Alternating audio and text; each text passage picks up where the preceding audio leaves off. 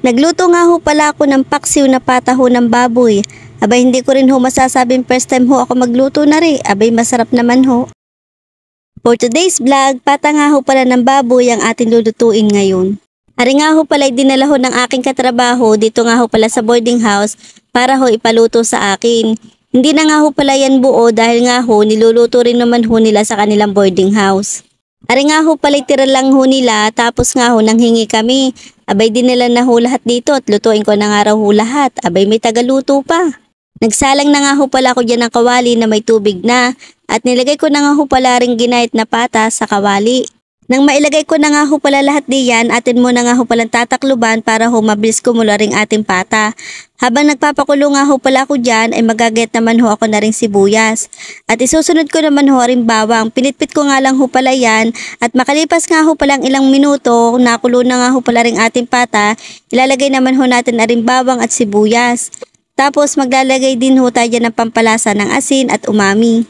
Nang mailagay na nga ho pala natin yung mga sangkap, atin muna nga ho palang tatakluban para ho mabilis lumambot ari hong pata ng baboy. At nung medyo malambot na nga ho pala ay maglalagay naman ho tayo ng paminta at suka. First time ko din nga ho palang magluto na rin paksiw ng pata. Ari nga ho pala nakikita ko lang kapag nagluluto ho yung aking ama. Abay sa kapapanood ko nga ho pala ay natututo rin ho ako. Nakakatikim nga lang ho pala kami kapag may lutong paksiw kapag nga ho pala mayroong kasalan. Kaya naman ho okasyon. Di ka naman ho kapag may kasalan, yun lang ho natitira sa handa, yung paa, tsaka ho yung ulo ng baboy. Hindi rin naman ho basta-basta nakakabili kami ng pata ng baboy kasi nga ho napakamahal ng karne ng baboy ngayon. Ari nga ho palang kasabay ko na si Alan, ari nga ho pala nagpaluto sa akin ng pata ng baboy. Alam nyo ga ho kung saan pa ho galing aring pata ng baboy, abay sa Quezon pa. At dahil birthday nga ho pala ng kanyang magulang ay nagdala nga ho pala siya dito sa Laguna ng pata ng baboy at dinala nga ho pala din sa boarding house at pinaluto nga ho pala sa akin.